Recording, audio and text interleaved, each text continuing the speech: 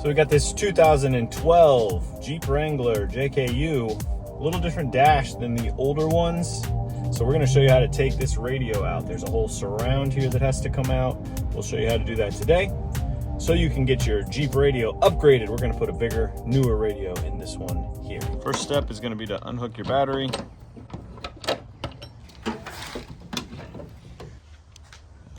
I'm gonna remove the negative battery terminal.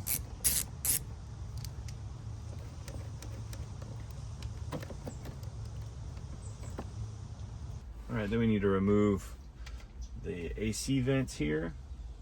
And we're taking out this cover. This cover is not like the old ones, the older JKs. You used to take just this center part, you know, it just kind of had a couple bolts and you pulled the whole thing out.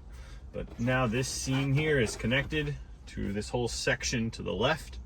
So we're gonna actually take out these vents and the vent on the far left-hand side there, and then we've got some bolts to remove, and you'll actually have to get under some of the panels over here to the left as well to get this ready. So we'll show you how to do it. So we're gonna release these vents. When you turn this, the actual flaps on it, there'll be a hole. So up here in the top, right here above my finger, there's a little square hole. We're gonna rotate that straight up to the top because this is gonna allow us to release this vent. And then once that's up there, we're gonna press. All right, there you can see it. So there's our square hole. And when you rotate it, sometimes it doesn't line up with anything. And then you'll see there's a point where it lines up with a hole behind it. That's what we're looking for. Then we're gonna press a small screwdriver or pokey into there, then rotate the vent.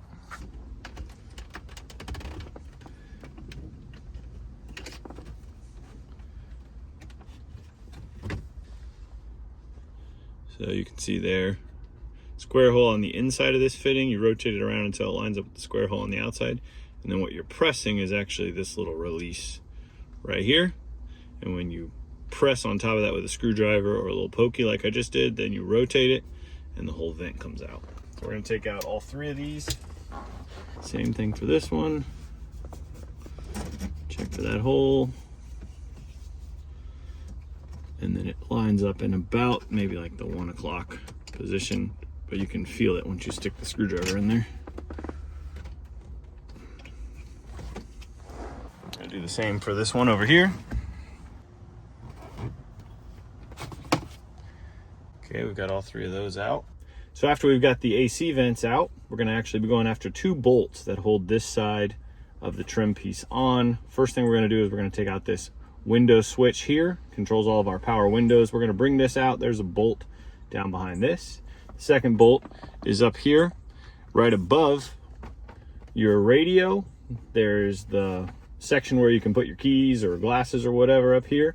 And there's another bolt up here underneath this. If you have any ducts, remove the ducts. So because we have the AC vents out here, we can just pop this out.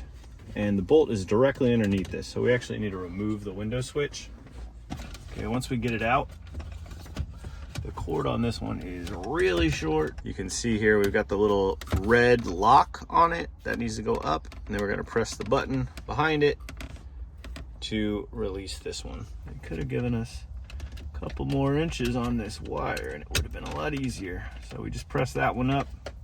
And then the second one, we're gonna press to release. All right, so we've got that out. Set that to the side. And the bolt that we're going for is this one right here. All these bolts are 7mm. I got my trusty deep socket set. I use this for everything with an extension. That way I'm not up there in the dash trying to loosen this. So you're just gonna crank that around. Get that one loosened up. Reach in there and grab that 7mm right out of that hole. Put it somewhere you're not gonna lose them. I usually put them in the cup holder, right there next to my coffee. All right, next one is up here. So this is the panel where I always throw in junk or putting ducts. Gonna take that extension off now because I don't want to hit the windshield.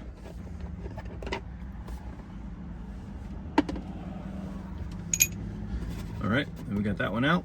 We have 2 more. All right, so far we have taken out the AC vents, taken out the window switches here, taken out one screw from the top, one from right here. We've taken out the AC vent over here. And then we have two more screws to take out that are actually tucked up underneath this panel here. So we're gonna remove this plastic panel and get to these last two screws. So this plastic panel actually just pops down. So you're gonna first put your steering wheel all the way up, and then it has some clips on each side. So you're gonna release those clips, just pull on it, it rotates down, and then the whole panel will come loose. And then the screws that we are going for, we need to take this one out right here to the left of the steering column, and this one out. Let me put a light on it for you. That one right there, that is on the right side of the steering column. So we're gonna go ahead and take those out while the steering column is up, and then we will put the steering column back down so that we can get the trim panel off. Okay, here once again, I'm gonna use, I love these deep sockets because they usually get you just past the panel that's kind of in your way. So I'm gonna use this deep socket. If you're wondering why this has some different buttons than your Jeep over here on the left-hand side, this is a Rubicon. So it's got the sway bar disconnect and the lockers there, the electric locker. All right, got that one there. Coming out of that hole, drop it in there with the rest of the screws.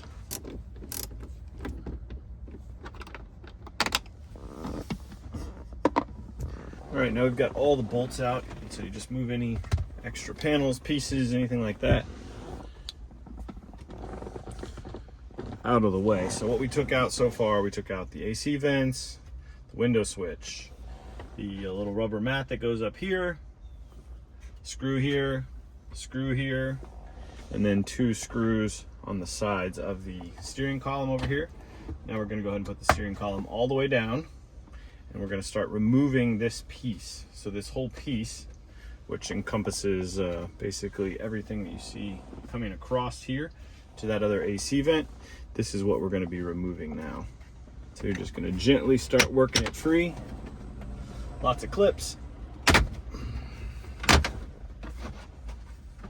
So I pulled here, then the top comes free pretty easy. And then I pulled over here on this left-hand side as well. And you're gonna move that free. So I'll show you. I know a lot of times you're looking for where are all the clips, because you get one that's stuck or something. So it's upside down right now. This would be the rubber tray up here where you put stuff. You got a clip here, clips just below that next to your radio, and then kind of going around your AC vents there. Over here, this is where all your gauges and stuff are. You got two pins here, clips across the top, and then over by your AC vent, you got two more clips as well. So now we've got that out of the way, and man, looks easy now to get to your radio. The complicated part is done. So at this point, we've just got the screws that hold in the radio. There's 1, 2, 3, 4. Take these out. They are that same 7mm. If you don't have a 7mm, gotta get to the store and get you one. Like I said, if you have a really short 7mm, all this will be pretty hard. So I always use these. These are actually called Gear Wrench is the brand. I've had this set forever.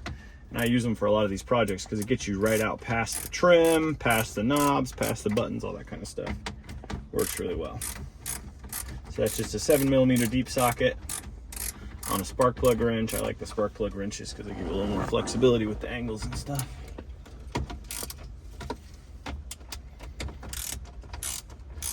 All right, got all those loose. Then we're gonna take them out.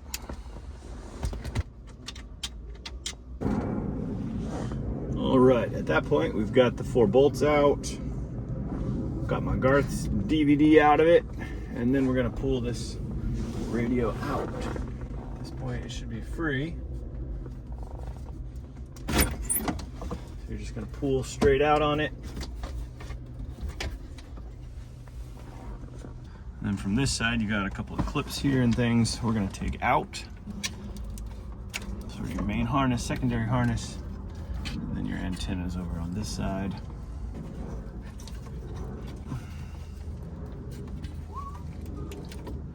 You're gonna press the button right here, pull all of those free.